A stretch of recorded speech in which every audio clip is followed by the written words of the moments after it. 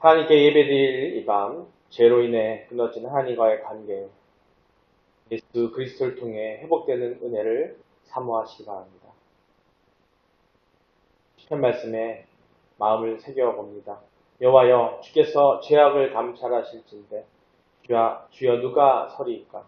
그러나 사유하심이 주께 있음은 주를 경외하게 하심이니이다.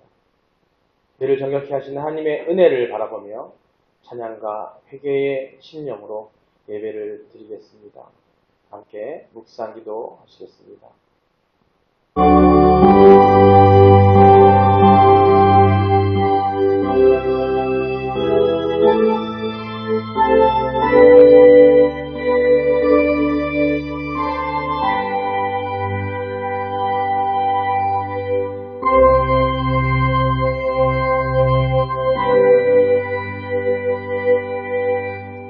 수고하고 무거운 진진 자들이여 다 내게로 오라. 내가 너희를 쉬게 하리라.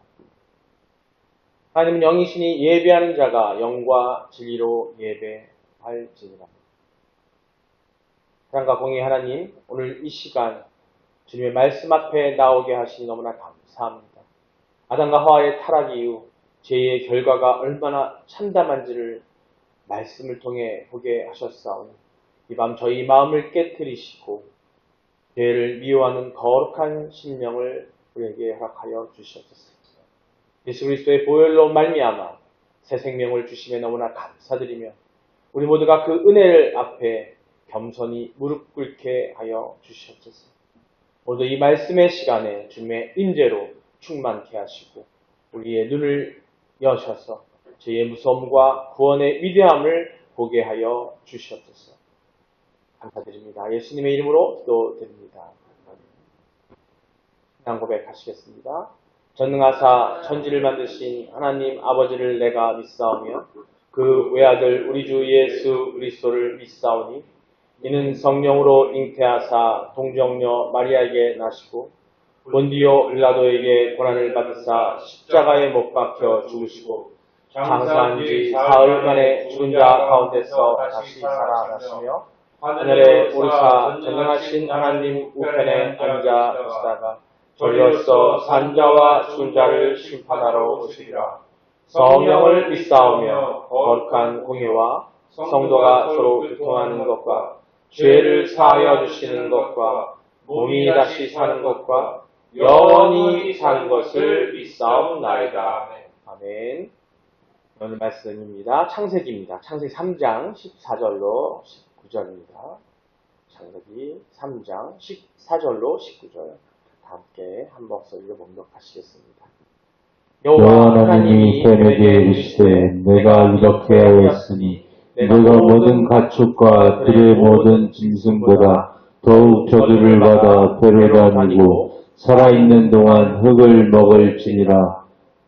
내가 너로 여자와 원수가 되게 하고 내 후손도 여자의 후손과 원수가 되게 하리니 여자의 후손은 내 머리를 상하게 할 것이요 너는 그의 발꿈치를 상하게 할 것이니라 하시고 또 여자에게 이르시되 내가 내게 임신하는 고통을 크게 더하리니 내가 수고하고 자식을 낳을 것이며 너는 남편을 원하고 남편은 너를 다스릴 것이니라 하시고 아담에게 이르시되 내가 내 아내의 말을 듣고 내가 네게 먹지 말라 한 나무의 열매를 먹었은즉 땅은 너로 말미암아 저주를 받고 너는 내 평생에 수고하여야 그 소산을 먹으리라.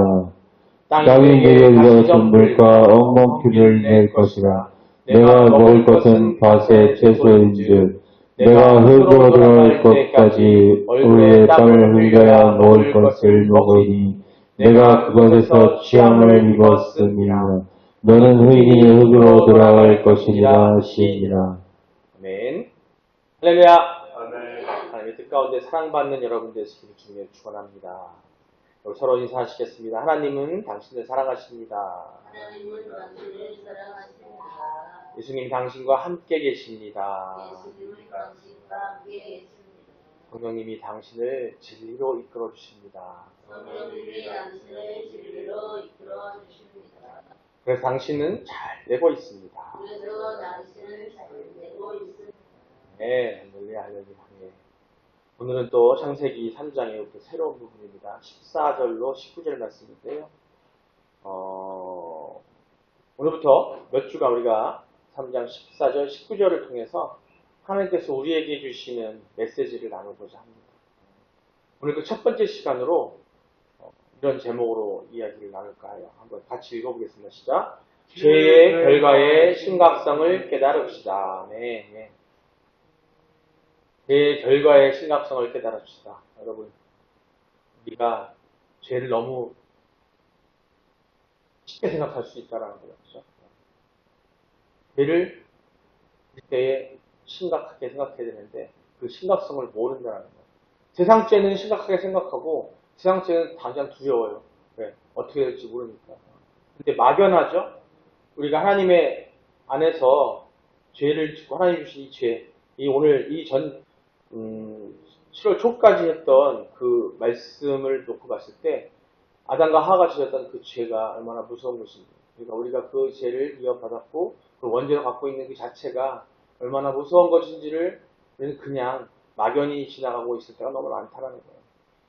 우리가 그 죄와 관련이 있다는 거, 그 죄 때문에 지금 이 세상에 살면서 우리가 계속 죄를 짓고 계속 악한 생각을 하고, 우리가 정말 진리와 선을 선택하고 죄를 선택하며 우리가 죄를 지음으로 진리를 선택하는 것을 얻지 못하게 되고 진리를 선택하는 것을 잃어버린 상태가 되었다는 겁니다.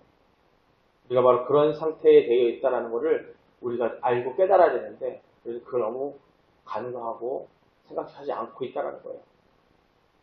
인간의 범죄는 즉각적으로 하나님과 인간의 교제를 단절시키고 말았습니다. 이게 우리가 앞에 함께 했었던 3장 8절로 13절의 이야기를 통해 알 수 있는데요. 하지만 인간 범죄의 결과가 하나님과의 교제 단절만을 가져온 것이 아니었다는 거예요. 단순히 단절되어서 안 됐던 것이 아니라 인간의 범죄는 보다 좀 더 구체적으로 하나님의 형벌을 초래했습니다. 그게 오늘 우리 본문 말씀에 나와 있어요. 본문은 하나님과 인간에 맺은 최초의 언약인 선악과 언약, 선악과 언약을 어긴 범죄자들, 곧 인간들의 어떤 인간을 유혹하여 범죄케 한 뱀, 사단과 1차 범죄자였던 하와, 그리고 선악과 언약의 당사자였던 아담에 대해서 하나님께서 그 죄에 따라 각각 형벌을 선고하는 장면이 나옵니다. 그래서 본문은 죄에 대한 하나님의 엄정한 공의의 실행을 보여준다고 하겠습니다.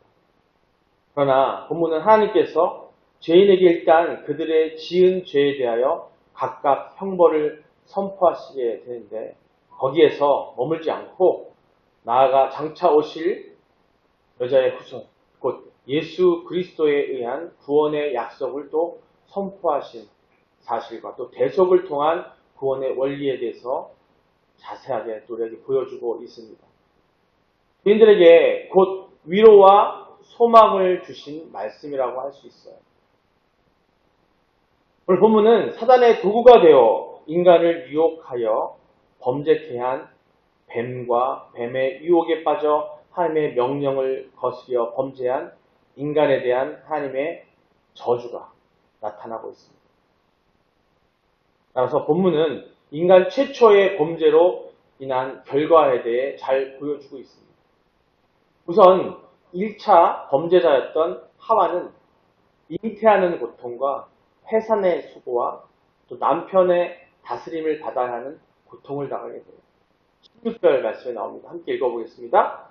또 여자에게 이르시되 내게 임신하는 고통을 크게 더하리니 내가 수고하고 자식을 낳을 것이며 너는 남편을 원하고 남편은 너를 다스릴 것이니라 하시고. 아멘. 예. 아마도 성적 결합으로 인해 어떤 잉태와 해산은 하나님이 이미 말씀을 주셨던 것처럼 생육하고 번성하여 땅에 충만하라고 하신 하나님의 축복을 이루는 방편이기 때문에 본래는 고통이 없었을 거로 봐요. 고통이 따르지 않았던 것으로 생각된다는 거죠. 그러나 여자가 범죄함으로 말미암아 잉태의 고통과 해산의 수고를 겪어야만 했고, 여기에 덧붙여 본래 남편과 협력하여 동등한 신분에서 남편을 사모하는 그의 다스림을 받아야 하는 처지로 전락하게 됐다는 겁니다. 다음으로 하나님과의 언약의 당사자였던 아담은 종신토록 수고해야 땅의 수산을 먹을 수 있는 저주를 받았어요. 17절, 19절입니다. 함께 읽겠습니다. 아담에게 이르시되 내가 내 아내의 말을 듣고 내가 내게 먹지 말라 한 나무의 열매를 먹었은즉 땅은 너로 말미암아 저주를 받고 너는 내 평생에 수고하여야 그 수산을 먹으리라. 18절입니다. 땅이 내게 가시 덤불과 엉겅퀴를 내릴 것이라. 내가 먹을 것은 밭의 채소인즉 내가 흙으로 돌아갈 때까지 얼굴에 땀을 흘려야 먹을 것을 먹으리니 내가 그것에서 취함을 입었습니다. 너는 흙이니 흙으로 돌아갈 것이니라 하시니라. 아멘. 다시 말해서요. 아담은 범죄 이전에는 수고하지 않고도 땅의 수산을 원하는 대로 먹을 수 있었던 반면에 범죄 이후에는 수고에 땀을 흘려 땅을 일구어야만 겨우 먹을 것을 얻을 수 있었다는 것을 이야기합니다. 그러나 무엇보다 인간에게 찾아온 큰 저주는 뭐냐면 육체적인 죽음과 함께 에덴 동산으로부터 쫓겨남으로써 생명의 근원이신 하나님과의 교제가 상실되었다는 겁니다.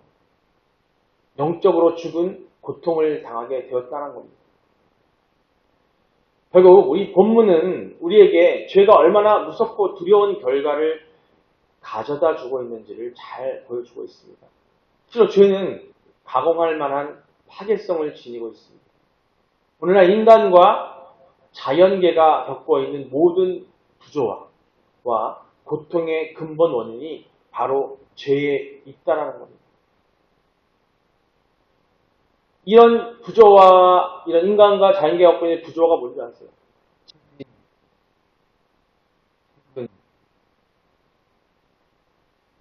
가뭄, 전쟁, 모든 것들이 부조화라는 거죠. 죄 이전에는 이런 일이 있을 수 없다라는 거죠.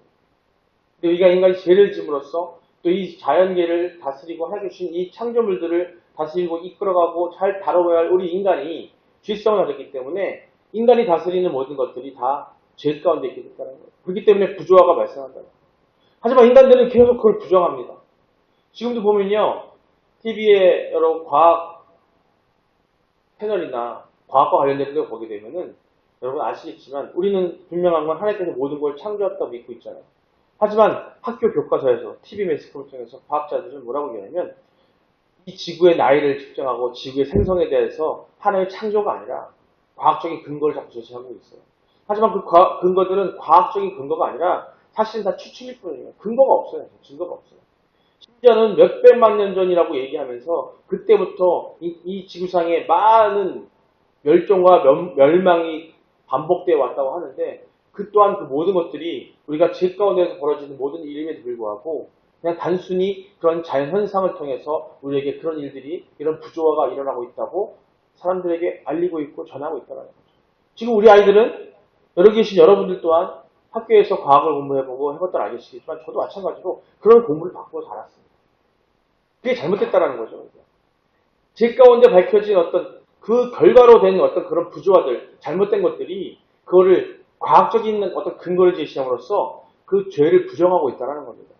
즉 하나님의 창조사역, 하나님의 주권에 대해서 부정하고 있는 거예요. 우리는 이러한 죄의 심각성에 대해서 각성을 해야 됨에도 각성하는 게 아니라 자꾸 그걸 부인하고 있어요. 인간의 의지로 뭔가 됐다고 과학으로 증명함으로써 그 증명 자체가 인간이 하나님께 도전하는 거라는 거예요. 구약에 바벨탑을 쌓았고 그 이후에 세상이 더 악해지면서 하나님께서는 노아의 홍수에 하나님께서 그 벌을 우리에게 주셨던 거죠. 또다시 이제는 더 이상 물로 우리에게 벌하지 않겠다고 말씀하셨던 것처럼 그 이후에 올 것을 예수님께서 종말에 올 때의 것을 예고하고 계신데 그럼에도 우리는 그 죄 때문에 생기는 모든 일들을 자꾸 인간들은 바벨탑을 쌓는 것처럼 계속해서 과학이니 뭐니 하면서 하나님께 도전하고 있다는 거죠. 또한 우리의 죄성 때문이라는 거예요. 하나님과의 관계의 연계가 중요하고 함께함이 중요하고 소통이 중요하고 하나님께 소통하고 함께함으로써 나중에는 천국의 삶에 대한 소망을 가져야 되는데 그러기 때문에 오늘 말씀에 보신 것처럼 예수 그리스도가 이 땅에 오셨고 예수를 통해서 우리가 구원받고 구속받고 결국에는 종말의 때에 예수님의 부활로 인해서 종말의 때가 되고 다시 재림하실 때 우리가 다시 천국 삶을 살 수 있고 또 예수님의 믿음으로서 이 땅에서 천국 삶을 살 수 있음에도 불구하고 인간들은 자꾸 그걸 부정하고 있다는 거죠. 왜? 그 죄의 심각성을 깨닫지 못하기 때문에.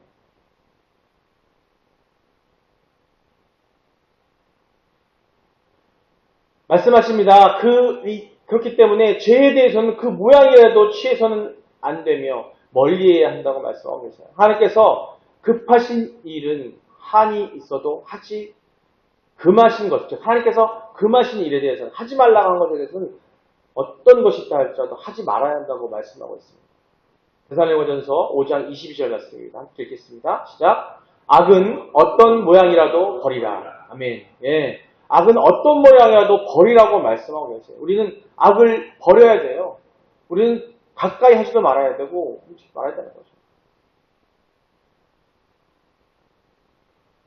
성도 여러분, 오늘 본문 창세기 3장 14절로 19절에 죄가 우리의 삶에 얼마나 심각한 결과를 가져왔는지를 여실히 보여주고 있습니다.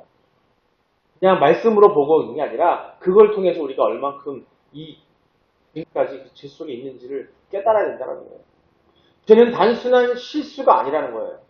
그것은 하나님과 관계를 단절시키고 또 육체와 영혼을 모두 파괴하고 하나님의 창조 질서를 뒤흔드는 행위라는 겁니다. 이사야서 59장 2절에 하나님은 이렇게 말씀하십니다. 함께 읽겠습니다. 오직 너희 죄악이 너희와 너희 하나님 사이를 갈라놓았고 너희 죄가 그의 얼굴을 가리어서 너희에게서 듣지 않으시게 함이니라. 아멘. 예. 죄는 하나님과의 친밀함을 가로막고 결국에는 우리를 영적 사망으로 이끈다는 말씀입니다. 또 말씀하십니다. 에스겔서 18장 4절에 죄의 결과가 얼마나 개인적인 책임을 동반하는지를 보여주고 있는데요. 에스겔서 한번 보겠습니다. 함께 읽겠습니다. 모든 영혼이 다 내게 속한지라 아버지의 영혼이 내게 속한같이 그의 아들의 영혼도 내게 속하였나니 범죄하는 그 영혼은 죽으리라. 예, 범죄하는 그 영혼은 죽는다고 말씀하셨습니다. 단순히 우리 죽음, 아담과 하에게 망한 우리가 곧 사망에 이르는 그 죽음, 육의 죽음뿐만 아니라 영혼 자체가 죽었다는 걸 얘기하고 있어요. 모든 영혼이 다 내게 속한 것이기 때문에 범죄하는 그 영혼은 죽으리라고 말씀하고 있습니다. 우리는 우리 각자가 죄 앞에 책임을 지며 하나님의 공의에 누구도 예외를 두지 않는다는 거예요. 바울이 이야기합니다. 로마서 5장 12절에서 이렇게 말씀하고 있습니다. 함께 읽겠습니다. 그러므로 우리가 믿음으로 의롭다 하심을 받았으니 우리 주 예수 그리스도로 말미암아 하나님과 화평을 이루자. 아멘. 바로 아담의 죄 이후에 인류가 겪는 비기며 오늘 우리가 겪는 고통과 죽음의 근원이 바로 죄인데 그 죄는 바로 사망이란 말이에요. 근데 우리는 어떻게 해야 돼요? 예수 그리스도를 말미암아 화평을 누릴 수 있다는 거예요. 그런 하나님께서 은혜를 주셨다는 걸 이야기하고 있습니다. 죄의 대가가 무엇인지 로마서 6장 23절에 또 말씀하십니다. 읽겠습니다. 죄의 싹은 사망이요 하나님의 은사는 그리스도 예수 우리 주 안에 있는 영생이니라. 아멘. 아까 말씀드렸던 것처럼 죄의 싹은 사망입니다. 하지만 하나님께서는 은사로 우리에게 은혜를 주셨어요. 그리스도 예수 안에 있을 때. 그러나 우리가 놀라운 소망이 있다는 겁니다. 하나님은 죄인 된 우리를 정죄만 하신 게 아니라 여자의 후손으로 오신 예수 그리스도를 통해서 구원의 길을 열어주셨다는 거예요. 그렇기 때문에 우리가 이 땅에 오신 예수 그리스도를 통해서 다시 부활하신 예수를 통해서 우리는 구원을 받을 수 있게 된다는 겁니다. 그렇기 때문에 우리는 어떻게 해야 돼요? 우리 주 예수 그리스도를 붙잡아야 되고 그 안에 살아야 한다는 겁니다. 이제 우리는 이 말씀 앞에 진실하게 반응하셔야 됩니다. 죄를 가볍게 여기지 마시기 바랍니다. 그냥 읽어 넘어가는 게 아니라 그것이 얼마나 큰 죄고 그걸 통해서 우리가 지금 사역받아 어떻게 되는지를 아셔야 된다는 거예요. 죄의 길에서 돌이키십시오. 지금 여러분 이 순간 내가 죄인이 아니다. 내가 죄를 짓지 않고 있다 생각하신다면 다시 한번 생각하시고 항상 말씀을 통해서 나를 점검하시기 바랍니다. 예수 그리스도 안에서 생명이 있음을 믿고 그 말씀에 순종하시기 바랍니다. 당부드립니다. 죄를 멀리 하십시오. 그 죄는 뭐라고요? 하나님의 말씀에 어긋나는 거예요. 하나님께서 원하시는 대로 살지 않는 겁니다. 하나님의 말씀대로 순종하지 않는 것이 죄입니다. 하나님과 관계가 회복을 위해서 여러분들 날마다 구하셔야 되는데 그 부르짖음과 구하심은 오직 말씀을 기준으로 그 잣대를 가지고 구하셔야 되는 거예요. 세상의 유혹과 타협 앞에서 깨어 기도하시기 바랍니다.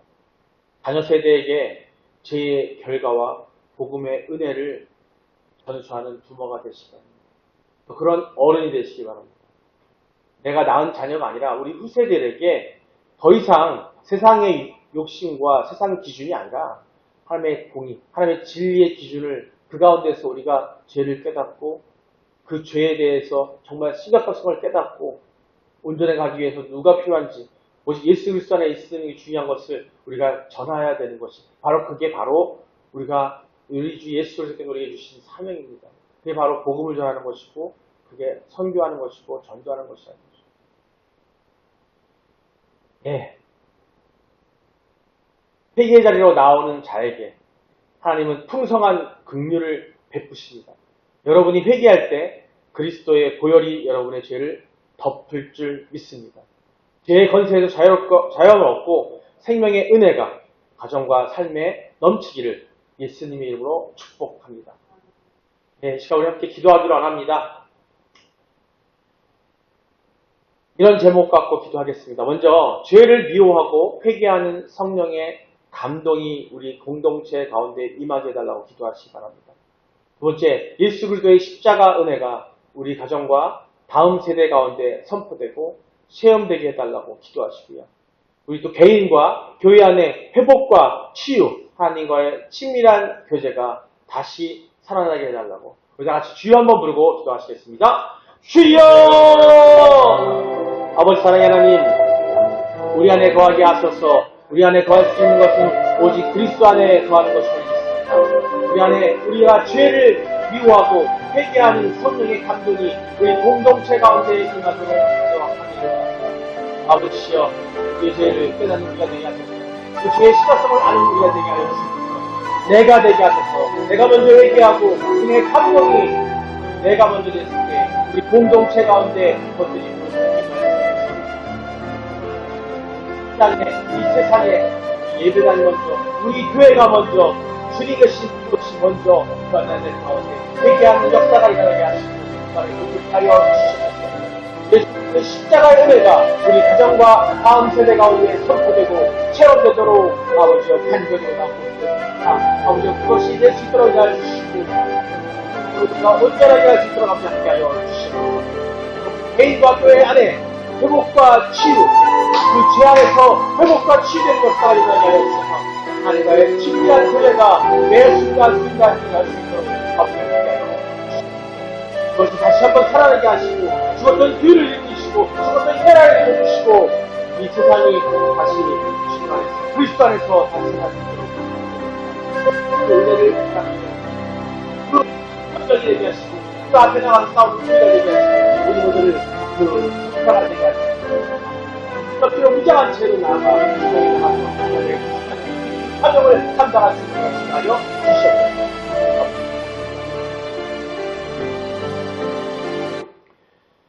사랑과 내가 말씀 아버지 하나님, 죄로 인해 고통과 죽음이 세상에 들어왔지만 여자의 후손으로 오신 예수 그리스도를 통해 구원의 길을 열어주신 은혜, 그 은혜를 찬양합니다. 오늘도 죄의 심각성을 깨닫고 주 앞에 회개하며 엎드리는 심령마다 은혜와 평강으로 채워 주시옵소서. 죄의 저주에서 해방시켜 주시는 그리스도의 십자가의 능력이 우리 삶 속에서 실제가 되게 하시고 이제는 죄가 아닌 생명과 복음의 통치를 따라 살게 하여 주시옵소서. 모든 영광과 존귀를 주님께 올려드리며 예수 그리스도의 이름으로 기도드립니다. 하늘에 계신 우리 아버지여, 이름이 거룩히 여김을 받으시오며 나라의 마옵시며 뜻이 하늘에서 이룬 것 같이 땅에서도 이루어집니다. 오늘 우리에게 일용할 양식을 주시옵고 우리가 우리에게 죄진 자를 사하여 준 것 같이 우리의 죄를 사하여 주시옵고 우리를 시험에 들게 하지 마시옵고 다만 악에서 구하옵소서. 그 나라와 권세와 영광이 아버지께 영원히 있사옵나이다. 아멘.